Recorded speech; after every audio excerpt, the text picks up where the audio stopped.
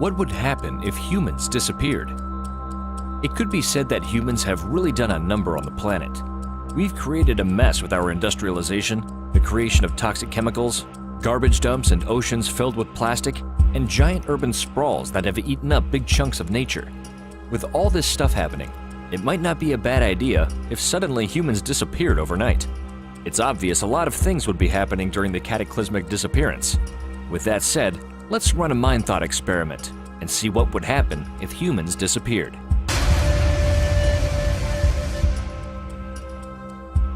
Imagine a world in motion. Humans are controlling all kinds of systems, vehicles, machines, and aircraft. If we suddenly disappeared, it is assumed that the machines that we are operating would come to a halt, but not without a lot of ensuing chaos. Airplanes would fall from the sky. Cars would keep going in the direction they were moving without anyone to control or stop them. And machines we control to build things would either keep drilling, digging, or moving something. With nothing controlling these machines, there would be at least an hour to several hours of destruction. It would be a good thing that humans would be missing from this part of our disappearance. This doesn't even include factories, coal and power plants, gasworks, oil refineries, nuclear power plants, and other industrial places that have some sort of problem without humans at the controls.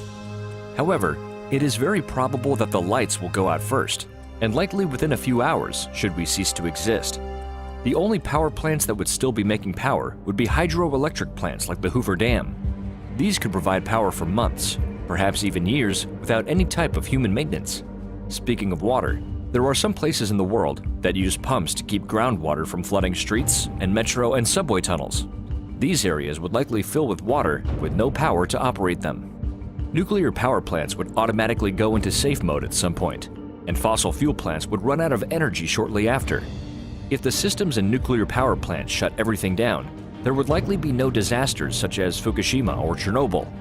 However, there is still a chance of nuclear meltdown at a plant that would result in tons of radioactive matter escaping into the air, water, or soil, causing radiation contamination worldwide.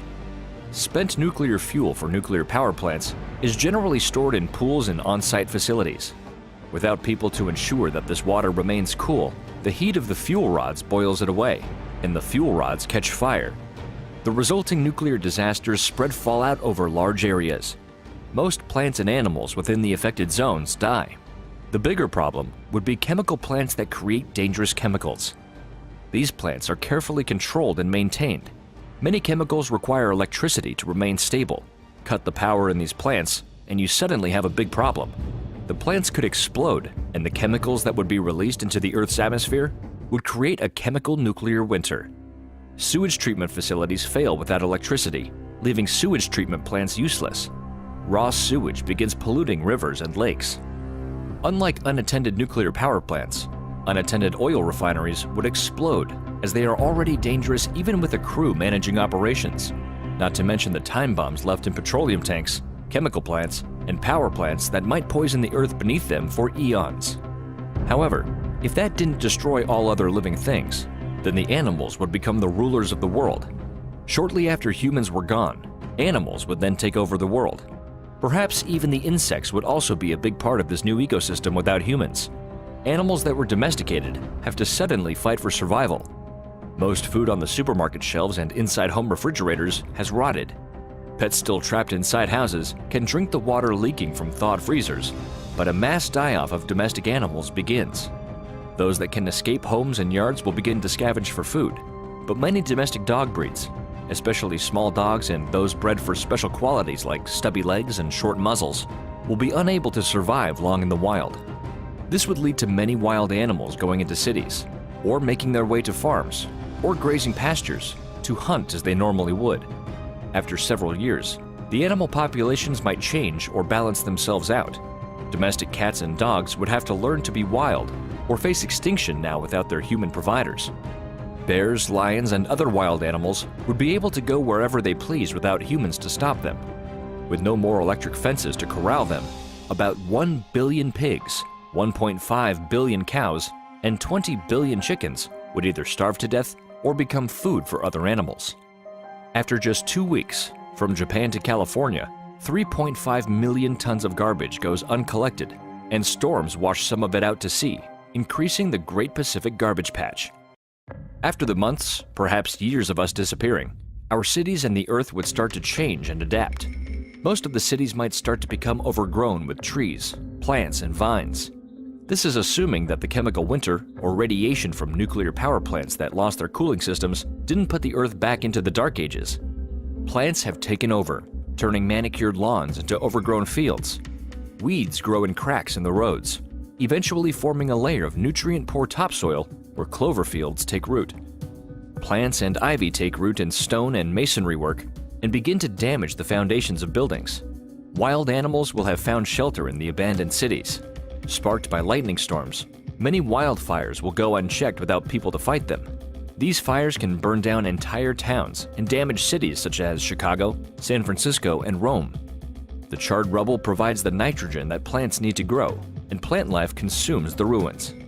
Satellites that were put into orbit would likely start to fall to the Earth like shooting stars. And after 3 years, the International Space Station would lose its altitude and fall to Earth. Without anyone taking care of things like roads and buildings, roads would be cracked or covered with thick vines or moss as the Earth started to take back what rightfully belonged to her in the beginning. New trees grow in home gardens. Vehicles and other metallic structures begin to succumb to corrosion that strips away paint and protective coatings, resulting in rust that eats through metal. Many of the 1 billion automobiles will soon degrade into hollow husks. After 30 years, the Earth will be a very different place without humans. Most houses and buildings would have begun to deteriorate and collapse.